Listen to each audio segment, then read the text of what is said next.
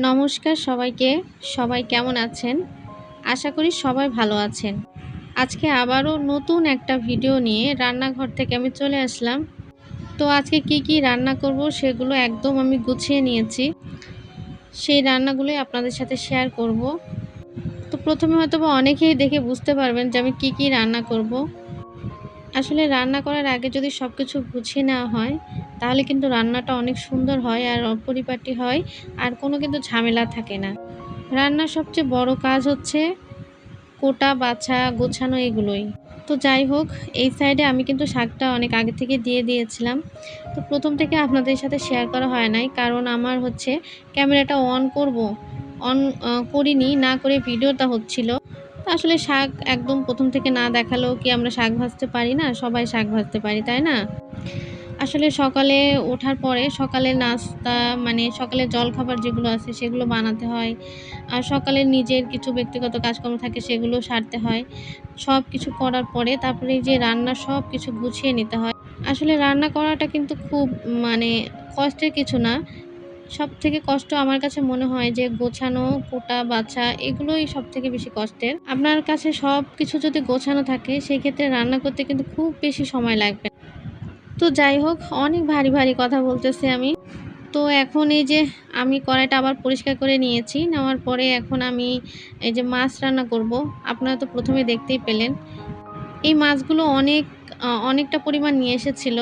তো বেশিরভাগ সময়ই আসলে ভিডিওতে যেহেতু মাছটা শেষ হচ্ছে না এজন্য দিতে হচ্ছে। আর এ কটা করেই মানে আমার পরিমাণ অনুযায়ী রান্না করতে হচ্ছে। কারণ আমার পরিবারের সদস্য সংখ্যা ৩ জন। আমার ছেলে তো এই মাছের অনেক বেশি কাঁটা থাকে, সেজন্য সে খুব বেশি ভালো খেতে পারে না। তো সে একটু খায়। আমি আর আমার হাসব্যান্ডই খাই মাছটা। তো এই মাছটা বেশ কয়েক রকম করে আমি রান্না করেছিলাম। তো এই তো এখন আমি এই যে আলু আর এই যে মুখো কচু আছে, সেই কচুটা দিয়ে রান্না করতেছি। তো মুখ কচু বলি, মুখো কচু বলি, কুড়ি কচু বলি। এই কচুগুলার অনেক নাম। এক জায়গায় এক রকম সবাই বলে। আমার বাপের বাড়ির দেশে হচ্ছে এগুলোকে মুখ কচু বলে আর আমার শ্বশুর বাড়ির দেশে এগুলোকে কুড়ি কচু বলে।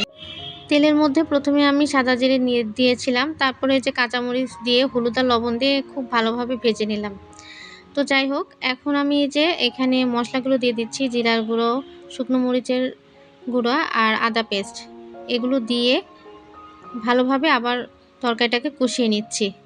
আসলে মশলাগুলো যদি ভালোভাবে না কষাই সেই ক্ষেত্রে ঝোলের যে টেস্টটা থাকে সেই টেস্টটা কিন্তু অত বেশি ভালো আসে না। এইজন্য মশলাটা খুব ভালোভাবে কষিয়ে নিতে হবে। আর হ্যাঁ, অবশ্যই মশলা যেন পুড়ে না যায় সেদিকেও কিন্তু আসলে লক্ষ্য রাখতে হবে। তো যাই হোক, আমি কিন্তু কাউকে শেখাচ্ছি না। আমি হচ্ছে কিভাবে রান্না করি সেটাই আপনাদের সাথে শেয়ার করতেছি। তো এই কষানো হয়ে গেলে পরে আমি পরিমাণ মতো ঝোল দিয়ে দেব। আর আমরা সবসময় মাছ ঝোল করে রান্না করি, এজন্য পরিমাণ মতো ঝোল দিয়ে দেব। ভিডিওর এ পর্যায়ে বলতে চাই, প্লিজ সবাই একটা লাইক দিয়ে আমার ভিডিওটা কন্টিনিউ করবেন। একটা লাইক একটা ভিডিওর জন্য অনেক বেশি কিছু। আসলে যারা আমার প্ল্যাটফর্মে কাজ করি আমরা, তারা কিন্তু সবাই জানি একটা লাইক কতটা গুরুত্বপূর্ণ একটা ভিডিওর জন্য। আর হ্যাঁ, এই ভিডিওর কোথাও কোনো অংশ যদি এতটুকু ভালো লেগে থাকে আপনাদের, প্লিজ সবাই একটা ছোট্ট করে কমেন্ট করে যাবেন। আপনাদের মূল্যবান মতামত আমাকে আমার ভিডিওগুলোকে সংশোধন করতে অনেকটা সাহায্য করবে। তো যাই হোক, আমি আবারও নতুন করে চেষ্টা করতেছি। যদিও এই চ্যানেলটা আমার অনেক পুরাতন, তারপরেও নতুন করে চেষ্টা করতেছি। তো আপনারা একটু সহযোগিতা করবেন। আমি অবশ্যই চেষ্টা করব যাদের পাশে আছি তাদের সাথে থাকতে।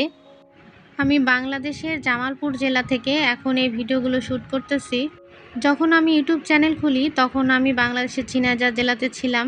তখন অনেক কিছুই আমি আসলে ইউটিউব চ্যানেল খোলার পরে জানতাম না, বুঝতাম না। তারপরেও আমি রেগুলার ভিডিও দিয়ে গিয়েছি। সবাই একটা কথা বলতো যে রেগুলার ভিডিও দিয়ে যাও। আসলে ভিডিও দেওয়ার পাশাপাশি যে আরও অনেক কিছু কাজ থাকে সেগুলো আসলে কেউ আমাকে বলে দেয়নি। তো সেজন্য কিন্তু আমি কোনো সেরকম কাজ করিও নাই। তারপরেও আমার ভিডিওগুলো একসময় হচ্ছে ভাইরাল হয়ে গিয়েছিল, ২টা ভিডিও। এরপরে বেশ কিছুদিন আমি কাজ থেকে মানে কাজের মধ্যে ছিলাম না, থাকতে পারি নাই যে কোনো কারণেই হোক। আর এজন্যই কিন্তু আমার চ্যানেলটা এতটা ডাউন হয়ে গিয়েছে। সবার উদ্দেশ্যে বলবো, প্লিজ সবাই আমাকে একটু সহযোগিতা করবেন, আমি যেন আবারও উঠে দাঁড়াতে পারি। আসলে এই প্ল্যাটফর্মগুলোতে না সবাই আমরা যদি একে অপরকে সহযোগিতা না করি সেই ক্ষেত্রে কিন্তু কেউ কিন্তু উপরের দিকে উঠে যেতে পারে না। আমি মনে করি একা একা এখানে আসলে উঠে দাঁড়ানো খুবই কষ্ট। আসলে আমি জানি আমার এই ভিডিওটা অনেকে হয়তোবা প্রথম যে অংশটুকু আমি দেখিয়েছি সেই অংশটুকু দেখেই অনেকে কমেন্ট করে চলে যাবেন। তো সেসব আপু এবং ভাইয়াদের উদ্দেশ্যে বলবো, প্লিজ আপনারা একটু হলেও ভিডিওটা দেখবেন। কারণ আপনি যদি এই ভিডিওটা না দেখেন তাহলে আপনার যেমন ক্ষতি হবে আমারও ঠিক তেমনই ক্ষতি হবে। এরকম কাজ কিন্তু আমি অনেক আগে করেছিলাম। তো সবার ভিডিওটা এখন যতটুকু পারা যায়, আমি 20টা ভিডিও আগে যখন দেখতাম 20টা ভিডিওর থেকে আমি এখন 5টা ভিডিও দেখি, কিন্তু ফুল ভিডিওটা দেখে ওয়াচ করে তারপরে আমি হচ্ছে একটা সুন্দর করে কমেন্ট করি।